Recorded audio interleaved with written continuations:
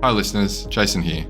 We are excited to finally announce registrations for the biggest psych health and safety community event ever. The inaugural The Psych Health and Safety Conference will be held at the Sofitel Wentworth, Sydney, June 19 to 20, 2024 and offer concurrent virtual attendance. It'll feature live podcast recordings with OG researchers including Christina Maslach and Michael Leiter of Burnout fame, Psych Health and Safety USA podcast host David Daniels, Australian super experts including the likes of David Burrows, a special 10-year anniversary integrated approaches to workplace mental health panel with authors Tony Lamontagna, Angela Martin and Kat Page, hand-picked case studies from organisations doing it well, and a very special interview with plaintiff Zagi Kozarov by Catherine Dunlop on that High Court case which we previously covered on the podcast. This event will sell out. Get in quick to secure tickets at early bird prices for the 2-day conference, pre-conference masterclasses, and the VIP dinner. The first 200 in-person registrations also get a copy of her latest book, The Burnout Challenge, signed by Christina Maslach herself. Find out more and register at www.psychhealthandsafetyconference.com. Now, on to this episode. Communities ask a lot of the faculty, staff, and administrators of our K-12 education systems. However, our entire education system could be threatened if these folks don't feel safe at work. We'll talk with an emergency preparedness professional who uses a trauma-informed approach to crisis management in schools. Up next on this episode of the Psych Health and Safety USA podcast. From Flourish DX, this is the Psych Health and Safety USA podcast. As workplace mental health has become a global priority, there's a greater focus on addressing psychosocial hazards. Each episode, we look at psychological safety from an occupational health and safety perspective. Let's talk Psych Health and Safety.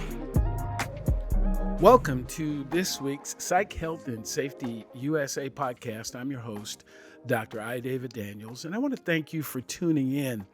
Each week, we seek to increase awareness of the importance of psychological health and safety by learning from the lived experiences, research, and expertise of our guests, as well as advocating strategies to reduce harm and minimize vulnerability to psychosocial hazards in the American workplace. So according to a 2023 survey, a group by the name of EdWeek Research Center suggests that 66% of teachers feel safe at work, which is lower than the 83% of principals and 88% of district leaders who feel safe. Additionally, 46% of teachers who responded to the survey say their sense of safety has decreased since 2019, compared to, again, 36% of principals and 26% of district leaders. So some of the factors that help teachers feel safe include secure physical space, discretionary alarms, training, mental health support, emotional intelligence, respectful communication, teacher autonomy. These are all areas or things that cause people to feel safe as they're operating in the educational systems in this country. Also, emergency management at schools is sometimes called crisis management. That's something else that teachers really have to be concerned about, particularly in the last 25 years since we've, become more aware and certainly seen more issues of violence and lack of preparedness on the part of our education systems. So we have the opportunity in this episode to chat with someone who is an emergency management professional, but also has become a bit more aware and starting to integrate how people feel, their psychological health and safety into that conversation around emergency management. And we had opportunity to meet maybe a year or so ago, and I thought he'd be a really good voice to tie these topics together. So let's get to it with this. I guess it's not really a patented question; it's just the one that I use. And it helps me get an introduction of my guest by my guest with this question. Who is Daniel Kraus? Well, I'm a naturalized American citizen. I was born in Chile, and my parents moved here when I was a young kid, and uh, went to Oregon State University. I became a commissioned officer in the Marine Corps. I spent a little more than 5 years on active duty in the Marine Corps, and then I became a police officer, and I retired about 4 years ago. Retired as a detective sergeant, and since then I've been working in emergency management. I have a small consultancy where I do emergency management for a variety of organizations, but my focus has been on schools. And um, till recently, I was working part of a federal grant, and we're still in a transition between federal funding and what may be state funding. But it's been extraordinary to go to a new industry, have to learn new approaches. I've always loved emergency management. I was on the dive team for a while, working with firefighters, and learned to love ICS through that program. And anyway, I just love I love the advantage that it gives you to have effective incident command, have good plans. Um, Having been an infantry officer in the Marine Corps, you can imagine planning is something you learn to appreciate. And that's what I do. And I just when I get feedback from a crisis that a school has gone through, and they say, that what we did was effective, it's really extremely rewarding. Absolutely. Yeah. So we'll have opportunity to dig into some of those topics. But before we do that, one more of my standard question. I only have two that are really standard. That I'd like to know what you think about the concept of psychological health and safety. When you hear that, what does that mean to you? Well, I've really I've learned it from you, because I was sitting in a classroom, and there's this guy coming to talk to us with our one of our managers, and I had no idea, honestly, at that point what that meant.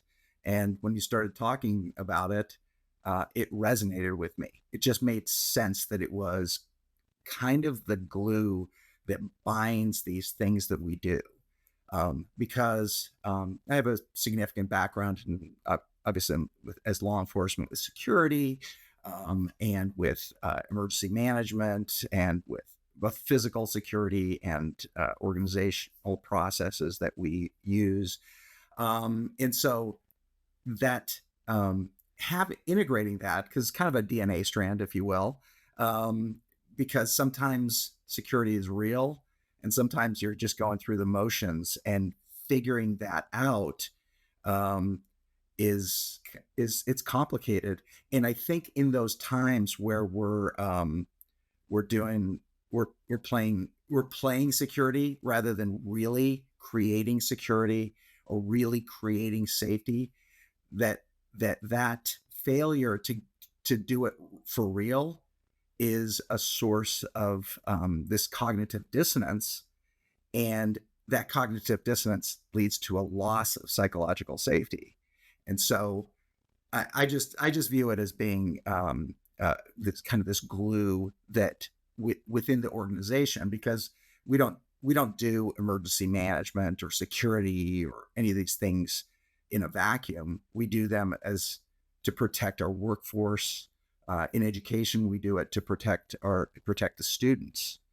And so if we understand a context for the decisions we make, and the way we communicate with our employees, I think it just makes a really big difference in how we some of the decisions that we make. Right. Well, certainly your background in law enforcement are certainly probably clearer than most of us about this perception of safety, and the perception of security drives everything. People make decisions every single day about where they're going to live, where they shop, the people that they hang out with, And it is not about a set of facts. It's about a perception about the facts.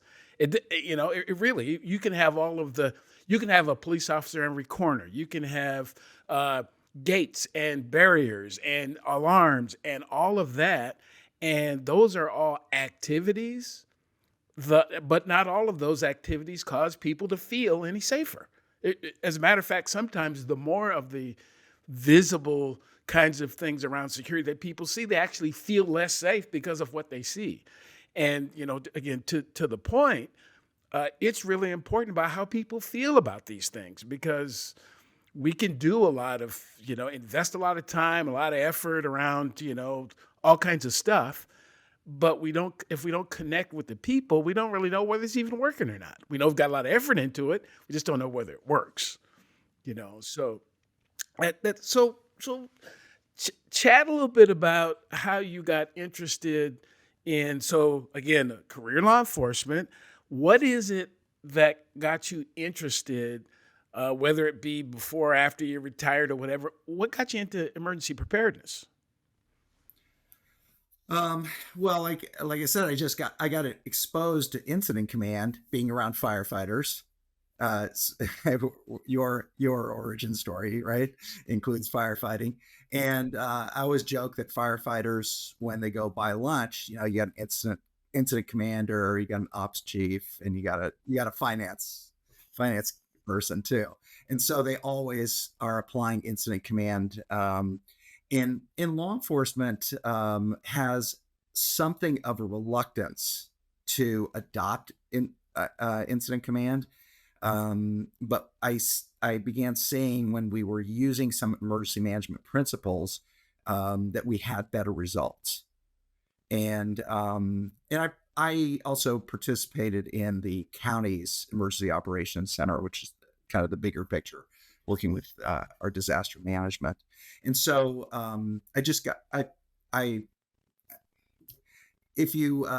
I had a boss in the Marine Corps who told me, if you fail to plan to fail. I think it's a Ben Franklin quote. I think I didn't know until recently.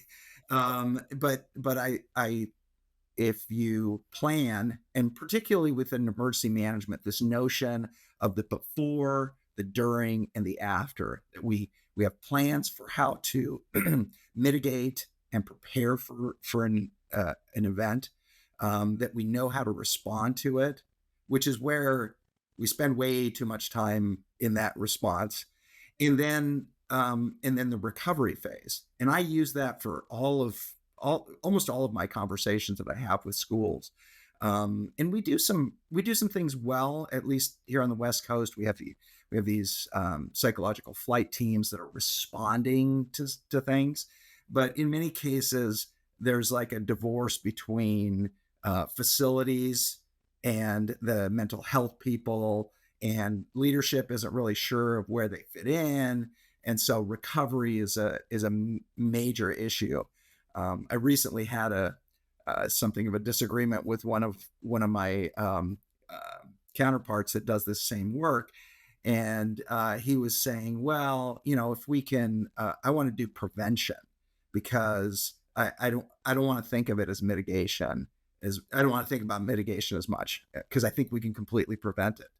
And my point was, you almost never can actually prevent something, in the sense of, if you prevent, say, an act of violence, which is kind of like worst case scenario in people's minds, even if you prevent the event from happening, you're still going to have impacts on your workforce. You're going to have, you may have people that are psychologically impacted directly as victims. There's never really, we don't actually prevent things from happening, because you've already had your systems begin to operate to which you are protecting your workforce and you are protecting your student body, but you still have consequences. Right. Yeah. So when I hear your description, it makes me think that, perhaps you can prevent one thing, you just can't prevent everything. So you may prevent that act of someone doing the thing you don't want them to do, bringing the baseball bat and hitting somebody or whatever it is, or you may prevent that, but you cannot prevent everything. And a lot of this has to do with recognizing the hazard environment, because I was chatting with somebody the other day about the fact there is no such thing as a hazard-free environment. There isn't. There may be more or less of a particular hazard, but you can't eliminate hazards, period. You can't eliminate the fact that, Mother Nature is a force to herself. I mean, it can't be controlled. You can't prevent a hurricane. You can't prevent an earthquake. It might not happen all that often, but you can't prevent it when it's just going to happen. And then as you talked about, you get into the response phase and recovery and such. But I at least my view is that sometimes people want to have these binary choices for really complicated problems. It's either this or that. No, it's probably got to be a little bit of both of them. I mean, it's got to be a little bit of both, and it's this constant cycle of always kind of paying attention, which is why folks, again, emergency managers will always have something to do. always, because you're always, preventing, preparing, mitigating, responding, or recovering from something all the time. It just depends where on the wheel you are. So you've elected to apply your craft, and we may get a chance to talk about some of the other areas where you do emergency management. But so the school setting, I think that's an interesting place to do emergency management related stuff. So so talk about how that is similar or different to the other places where you've had the opportunity to do emergency management activities. Well, I think the biggest difference, of course, is that you have this, if FEMA talks about the whole community, well, we kind of plagiarize that and call it the whole school community. And so you have a workforce, which is pretty complex, actually. The bigger the district, the more complex the workforce is. Then you have a student body, which has no other industry has that issue, that you have this extremely vulnerable, right? Like they're entrusted to you, kind of they're almost like your customers. Maybe their parents are your customers, and the parents are part of that whole school community.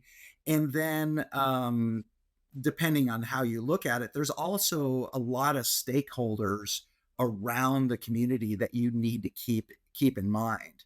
And so it is complex. Like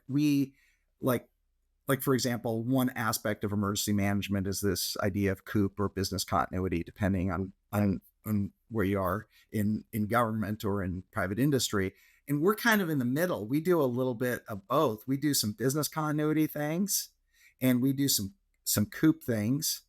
And so when I have these conversations, every industry is going to be different. But this is, I think, what's most remarkable is this enormous responsibility that shows up every morning, and you take care of them all day long. And then you send them back every day. And then within that, there's a subset of kids with access and functional needs that are even more vulnerable. And, I have questions. I recently was helping out at a large technology firm, and they actually, when I signed into the company, they had me identify whether I needed assistance for evacuation if there were an emergency, which I thought was really interesting. Well, we have, I sometimes work with school districts where they have not updated the PEEPs for their student body in some time, or they don't even have them, the personal emergency evacuation plan. Or I'll have a conversation with them saying, okay, your PEEPs are all up to date. Which of your employees have access and functional needs? And they'll say, oh, we only do those for students. I'm like, I don't think OSHA feels the same way as you do. Absolutely. Yeah. So how is this staff member, this faculty member, going to help the student if they don't have their own plan? It's like on the airplane. put your own mask on first before you help somebody else. Absolutely. Wow. Wow. So it's a very complex industry. I wanted to. So you used a couple of other acronyms, and for the folks who are watching or listening who are not in the industry, you talked about ICS and COOP. So share with folks what those two acronyms mean. Okay, so ICS, it's not a requirement, but it is the incident command system. It's not a requirement from FEMA, but it is a system that is used by public safety for organizing their response to an event. So today, can I say what date it is today? It's the 27th of March.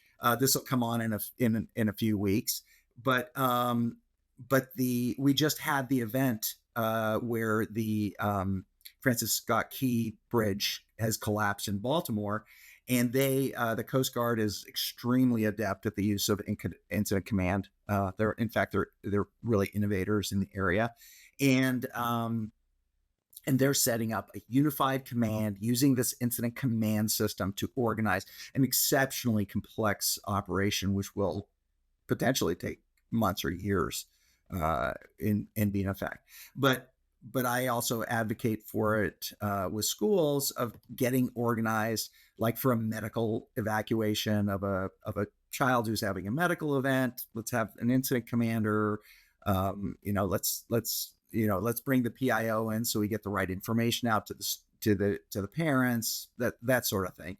And the other advantage of using incident command for schools is that they need to interface effectively with public safety when they show up, because almost every event will result in a police or fire or police and fire response, and so they need to know how to handle that. And then the other one was COOP, which is continuity of operations plans or planning versus business continuity, and they're slightly different. The big difference being COOP is really more of a government action, and we are when we assess our services that we need to keep functioning, we think about what are the most critical functions, versus a company which has business impact analysis where they can quantify, sometimes down to the dollar, the cost of not conducting their day-to-day operations. Absolutely. Yeah. Again, that's another example of sometimes people pick the binary choice. And honestly, I believe that you really, even in government, need to be able to do both. I mean, there are a lot of local governments right now who have continuity of operations plans and haven't put a cost to it.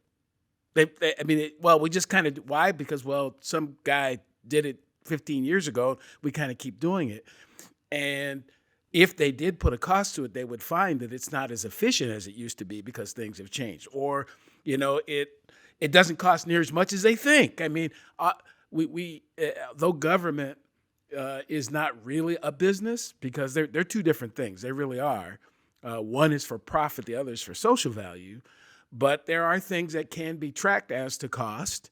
And, so really both. And in a business, if you don't know what your basic operations are that are really critical, you're not going to make a lot of money because you won't be able to stay in business. And people are probably asking. So I come on here to learn about psychological health and safety. So here's the connection. These systems help people feel better, even in the midst of chaos. In the midst of chaos, it's difficult. We've both been there. So the law enforcement, the fire service, the EMS folks show up. We don't have the emergency. The other people do. And, the more organized we are, the more sometimes the calmer they can be, because it actually can also be more calming for us. We used to, a game we used to play when I first got promoted to a fire officer is this game of how calm can you sound on the radio? Because the more my voice goes up, the quicker I talk, the more stressed I'm making everybody else there. And again, it's not our problem, not really, until we make it ours. I mean, our folks are trained, they're qualified, they've got all this expertise. But when we get so wound up that it's back to what you're talking about, the teachers. If they don't feel safe themselves, how are they going to take care of the first grader? They're so wound up themselves. And there's a real connection between having or helping people feel safe and being organized. there's a connection. It takes away some of the stress. Yeah. Yeah. One of the examples I give to superintendents is how many people can do your payroll. Because if you want to give people if you want to take away their sense of psychological safety, have the payroll be a day late. So you better have not just your payroll clerk or a couple of payroll clerks. You need to go. That's one of those critical business functions that's directly tied to psychological safety that you have to get right 100% of the time. Right. Yeah, I heard once that people can live in a tent. They really can. They can live, in a lean-to for a while. They really need their ability to be able to make an income. So it's getting business function, getting it to the point to where you can pay people is really super important, because otherwise they can't take care of their flooded house or their lost belongings or what have you if they don't have the ability to access resources. I mean, there are some folks who have, they're fortunate enough to have a lot of excess, but most people don't. I mean, I think I heard that the average person in the United States can't get access to $1,000 for an emergency. And these are the kinds of folks that you're going to find particularly in public schools. And I think you work mostly with public schools? I've actually worked with both private schools and public schools, but obviously in terms of numbers, the numbers are much higher with public schools. Sure. And again, that it's not that, it wouldn't matter whether you're a really rich kid or a poor kid. If there's a hurricane coming, that'd affect everybody the same. But in terms of preparedness, when particularly again in the public school system, you're dealing with folks from every strata of life whose daily existence sometimes might be challenged. That's to include people who are unhoused. I mean, and all of those folks are coming through this system.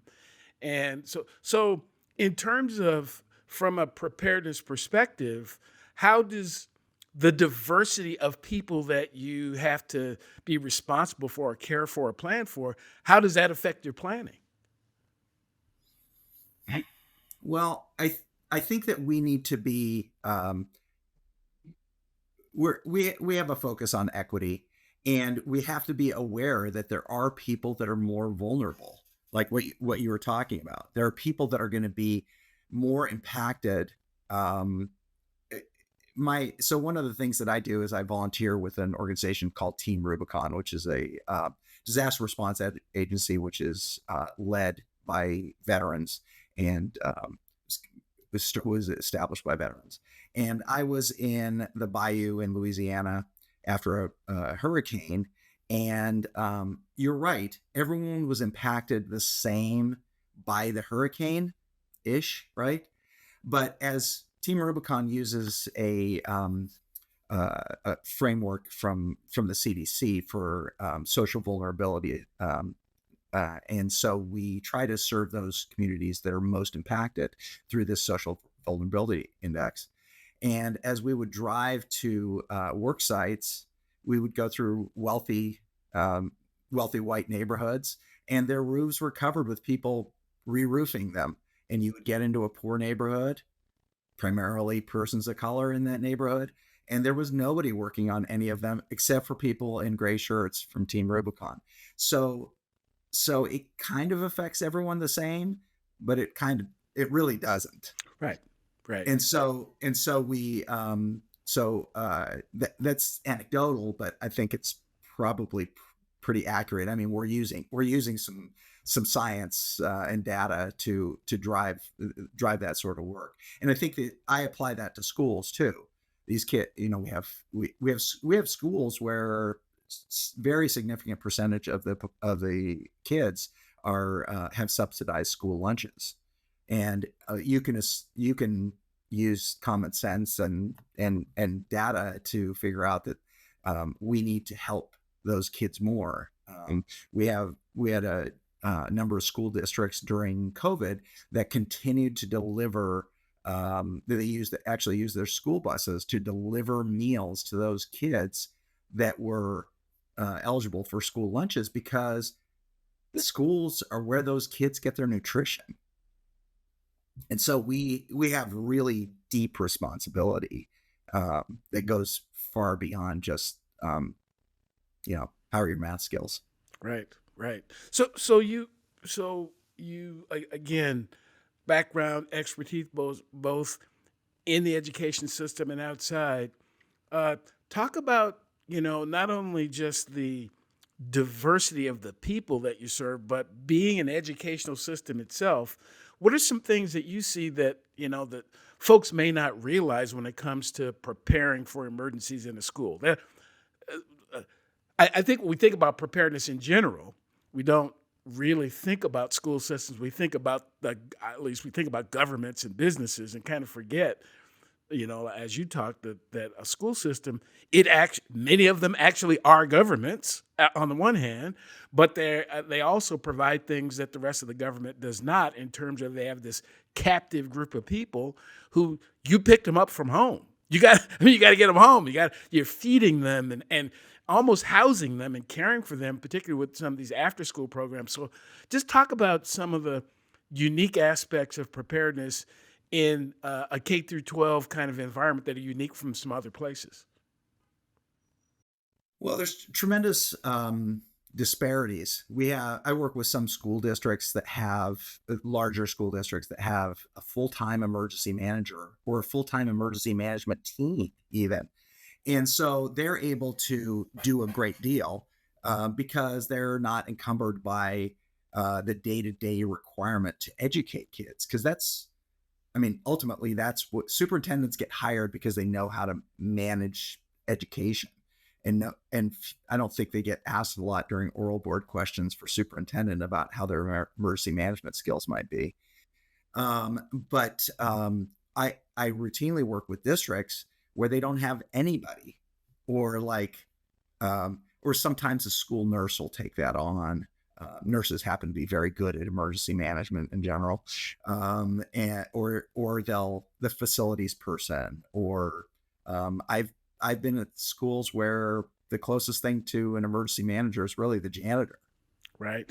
And so there's a lot of disparity. After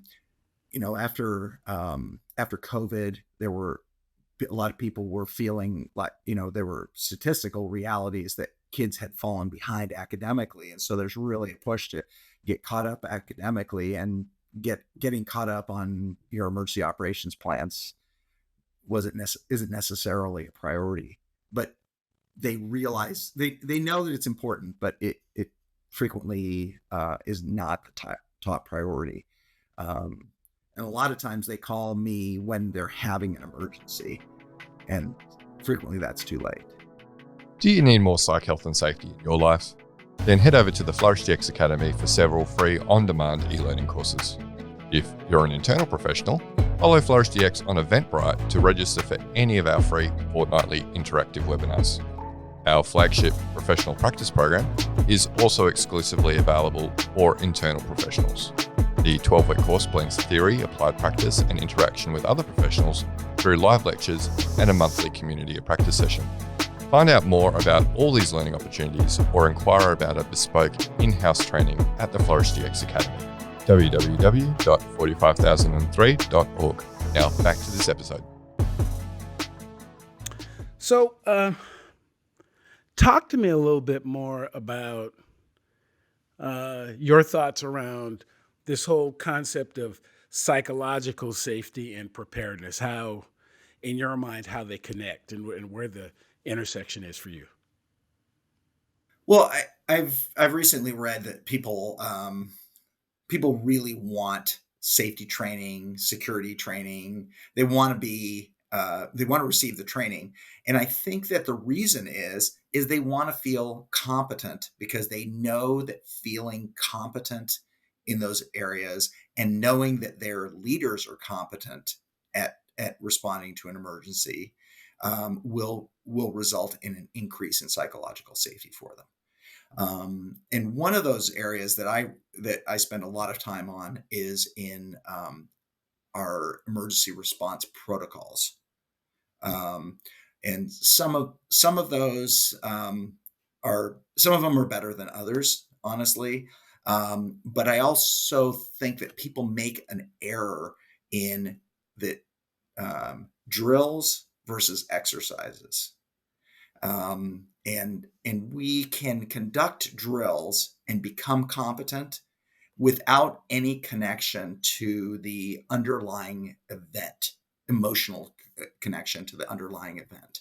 Um, there's maybe a little bit of testosterone that comes from maybe the military, police, fire side of things, where we think we have to, like, to do an evacuation drill, which is what we do in case of a fire. We never have to tell people that the building's on fire. In fact, we could cue it without a fire alarm. We just want to, when I teach an evacuation, I tell them it is a safe and orderly departure to a planned assembly point. And with kids, it's with a full accountability of all of our students.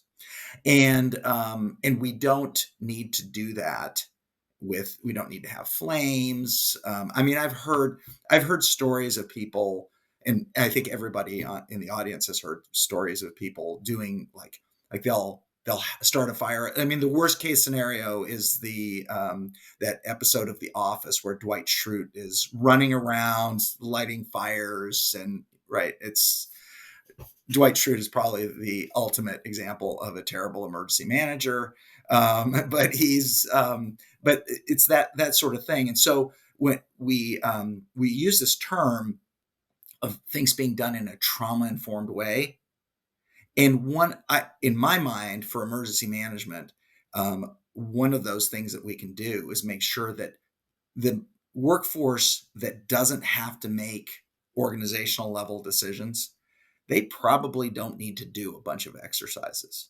They don't need to have, we shouldn't have kids in the building when SWAT is doing active shooter response, right? And in fact, every employee that's present in the building, that needs to be a conscious, controlled decision with lots of notice that whether they are going to be in the building or not. And so we don't want to. There is this notion of stress inoculation, but particularly with children, it doesn't work. And with most of our workforce, we just don't need to do that much of it. If they feel competent, we can give them a sense of psychological safety. So, for example, our lockdown response: locks, lights, out of sight. I actually work with a super innovative company. It's called Sammy and Friends. It's a children's story that we read to kids. The teachers read to kids, and we kind of gamify, storify the idea of lockdown, and it's connected to a friendly Sasquatch. It is not connected to, what we as adults know is this terrible reality that there are people that sometimes perpetrate acts of violence within schools. And so I think that making people competent, but also always doing it in a trauma-informed way, and for some people, trauma-informed may not be something that they're necessarily understanding, but in my mind, it's not scaring your workforce, not scaring your customers. And to me, that is, I can get people out of the building. I can get people locked down. I can secure the perimeter. I can put them into secure without ever putting it into the context of what that is. Right. Yeah, that I can't say I've heard it described in the way that you just described it, but it makes a lot of sense. It's, it's important to consider how this thing that may ultimately help people, but will it traumatize them in the meantime? and balancing that and making sure that, you don't do that. It is, as I mentioned in the opening, since 1999, we have a generation of people. And many of these people are now in their, early, mid to late 30s now, who've kind of experienced this, mid to late 30s, even in their 40s, but they experience all this trauma of Columbine and 9/11 and the economic downturn. And then we wonder why so many people in our society are struggling with their mental health now. It's because they've been traumatized over and over. And again, this isn't to blame educators and to blame local responders, because at the time, that's all they knew to do. As you mentioned, nobody gets hired to be a superintendent because they're an emergency manager. That's they don't know. They really don't. And it's not that they have poor intent, but the word that you use that I love hearing that word, it's about competence. You can't expect people to be competent in an area that they've never been exposed to, they don't have access to any information. They're kind of making it up. They're doing the best that they can. And what folks like you do is help people like, okay, look, I know that seems like that's a really big deal, but there's a way to take care of that big deal and not traumatize everybody in the process. That's really, really very, very important, because these traumas follow people. They do. And ultimately, you're setting up either your employees or your student body to be more prone to dysregulation in a crisis if you include trauma in the drill. Wow. Yeah, so that whole idea about, hey, we got to get a bunch of people out there and moulage them up and make it look horrible. Maybe not. Maybe that's not a good idea for a bunch of fourth graders. Exactly. Right. Yeah. Now, I do have a school district here that has a community emergency response team training that they do. They have kids that volunteer. Then they're high school kids. So they moulage them up, but they're kids that volunteered and they prepared for it. And they actually became competent at some higher level, like stop the bleed kind of skills. Yeah, exactly. You can do it with kids, but you can't do it with fourth graders. And you can't do it with the whole student body. I've had examples of districts that have done these like drills, which with kind of like you're talking about, with a lot of emotional content, maybe some moulage, that sort of thing, where they have they've lost employees. They've had people resign. Yeah, and the cost of an employee. It's not really about psychological safety, but they took away the psychological safety of that employee to such an extent that they could not come back to work. Right. Well, you've just described exposure to a psychosocial hazard. Again, anything that is perceived or experienced by me as a threat to me that causes me to act in a different way is a psychosocial hazard. And it's just different. It depends on my age. It depends on my experience. It depends on my exposure to other things. There's all kinds of factors. And there's often no way to know in advance, particularly without asking. We can make some assumptions about, again, third and fourth graders, because their brain just isn't developed enough to be able to process all this stuff. But even for the adults, that's why, again, just something that is really important that you said is it's about having that conversation in advance. They're just like I would say that there's no reason for people to get physically injured during training. There's no reason for people to get emotionally injured during training either. There's just no reason for that. It's about the conversation. Here's what we're trying to achieve. Here's some of the things that we're going to do.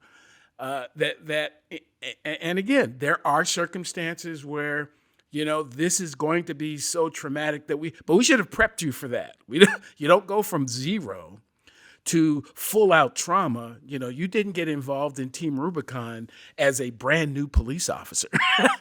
You already had enough background, or fresh into the military. People need to have the opportunity to be able to get centered and understand what they're in. And I really would say that this is where orientations are really so important before people get exposed. That it's again like any hazard. To the extent we can let people know in advance, this is what this is going to be like. They might sound like disclaimers, but they're more than disclaimers. They're to get people prepared and to make sure that this is something that you're ready to do. Because if you're not, we need to find someone who won't be traumatized by this and not force people to go like, we got to get Dan in there. It's going to make him tough. No, it's going to traumatize him, unfortunately. Yeah, I think a principle of trauma-informed practices is building in choice. And we should do that for our employees. We should do that for our students. And with emergency management, we can build in choice. And that's that conversation that we have where we let the person make the decision whether they're going to be involved or not. And now we have applied a trauma-informed practice. And when you do use trauma-informed practices, I think that the chances of achieving psychological safety are much higher. Right. So are you seeing or hearing or having more conversation about trauma-informed practices and about psychological health and safety in general in the emergency management community? Yeah, I think so to some extent. I know that, for example, I'm in Oregon, and the Oregon Police Academy is actually integrating trauma-informed practices into training at the basic police academy. So I think it's becoming more common. Having done 28 years of trauma-filled, not trauma-informed service, I think that it's really important.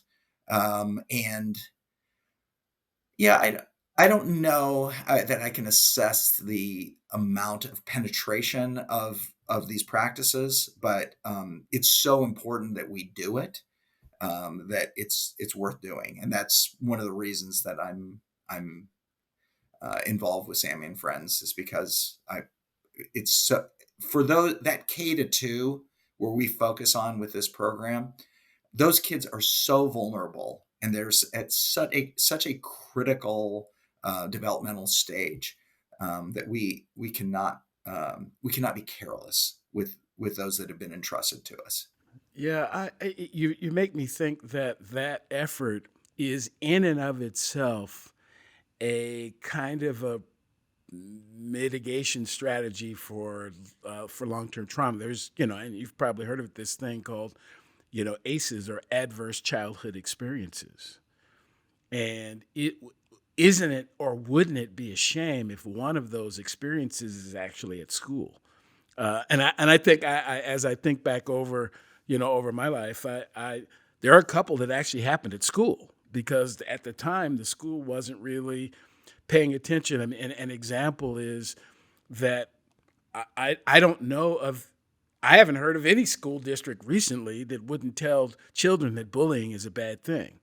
I'm not saying they prevent it all, because it's kind of difficult, but it's pretty clear, and it's been that way for the last probably 15 or 20 years, that kids have been told that bullying it's not a good thing. It's not just the way it should be, and report it to an adult and all that type of thing. Where, again, I can still remember, in the second grade, the kid who bullied me, and I'm not the only person, in my generation who can remember that kid.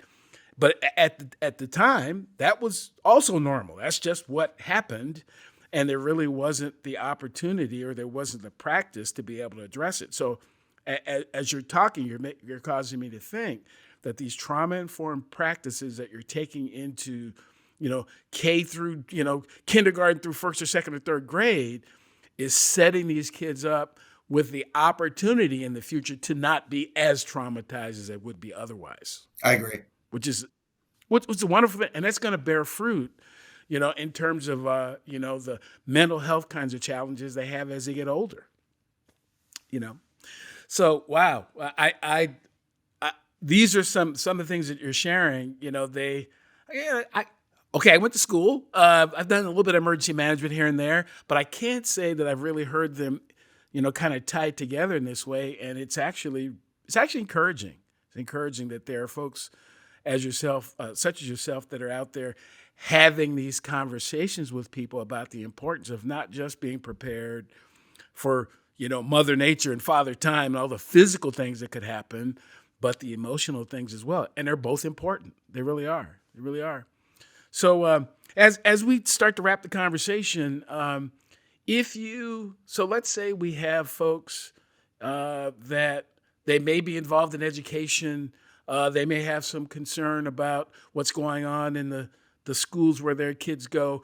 Where should they start? So if there's an organization out there, they know they need to do something. They haven't really they haven't taken the kind of steps that the groups that you're involved with have taken. Where should they start? Well, I think that so at an organizational level, the U.S. Department of Education has an emergency management function. It's called REMS TA,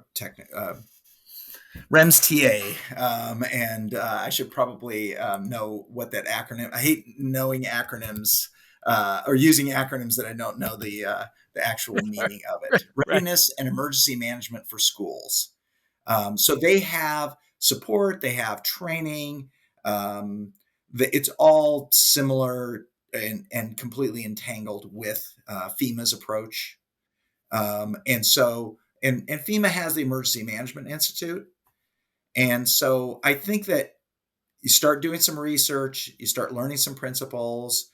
I was just in a meeting with firefighters and police and talking about what we should give kids that are interested in public safety. And we all agreed that everyone should have ICS 100, 200, 700, and 800, which you're smiling because yeah, which is kind of the fundamentals of what does an emergency look like? How do we organize for it? And it's all free. You just go on the FEMA website. If you get your Google on, it'll get you where you need to be. And so people need to have like a basic understanding of emergency management, and then things will you'll become aware if you start taking some of these classes. Ideally, you do some in-person kind of training in emergency management. I have sponsored trainings by a variety of federally funded organizations that support schools. And then I think the other part is that regardless of how people feel politically about should there be police in the schools, should there not be police in the schools, whatever, there is a necessity to build relationships between schools, typically your county emergency management function, or if you're in a big city, maybe city emergency management, your fire service, and police. And that requires some effort. There is one of the districts I work with, they do a breakfast. They spend the money to put on some good victuals, and they do put on some good breakfast because all public safety will come for free food. And they fill the room with educators, police, fire, EMS, and bring them together. They do some little tabletop exercises on a regular basis, but they're building this relationship so that when there's a fire in the school, there's a medical emergency in the school, there's an intruder in the school, whatever that emergency is, that it's not your first time ever having a person in uniform in the school.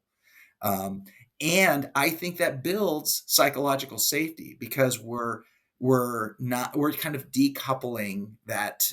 Some people have some adverse childhood experiences or adverse adult experiences where a person in uniform maybe isn't helping them the way they would like to help them. But if you can decouple that and make it like, even with firefighters, like you don't want the fire marshal who's there to write you for a ticket for having an electric heater under your desk to be your idea of what firefighters are.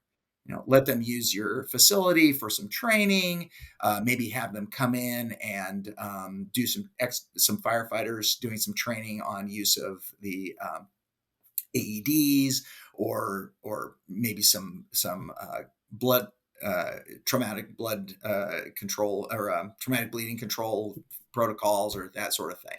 So you're just building these relationships, and that, to me, that is builds psychological safety, improves the quality of the response from public safety. We spend an enormous amount of money in this country on public safety. If you don't have a relationship with them and you're going to be a user of their services, you're not being a very you're not expending your money in a particularly wise way. Absolutely. So. Yeah. I heard once that great teams don't meet in the huddle. And the other is relationships are primary and all else is derivative. And, that lack of relationship often is one of the sources of stress, because I don't know you. I'm not comfortable with you. I've not seen you before. I don't really know how to relate to you.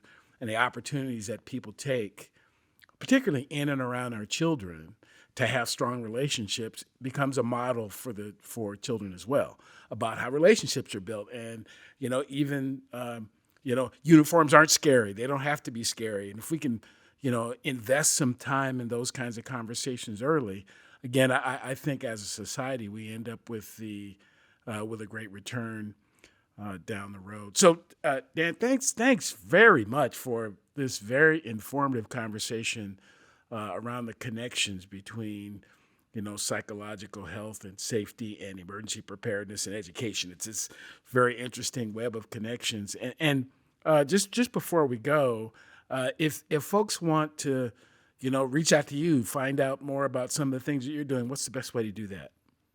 Can I? You can. Can you put my my email in the show notes as well? But it's mazamaconsulting@gmail.com, and I'll give you my info, and I'll also give you the information for Sammy and Friends to put in your show notes as well, because I think it's an important resource that people need to be aware of. Absolutely. Well, yeah. Again, certainly appreciate your time and the wisdom that you've shared with me and those who have been hanging out with us for the last almost an hour. So, if you're watching this episode on the Flourish DX YouTube page, please do like, subscribe, and share. Love to have this information out to others who may not have been able to participate. If you're watching or listening to the podcast for the first time, welcome. I hope that something you've heard or something you've seen will cause you to come back in the future. Previous episodes of the podcast can be found at psychealthandsafetyusa.com. And please do become a part of what we call the Psych Health and Safety USA movement by connecting to us on LinkedIn. So until the next time that we get the opportunity to share, please do take care of yourself. And we'll look forward to the next opportunity on the next episode of the Psych Health and Safety USA podcast. Thanks very much.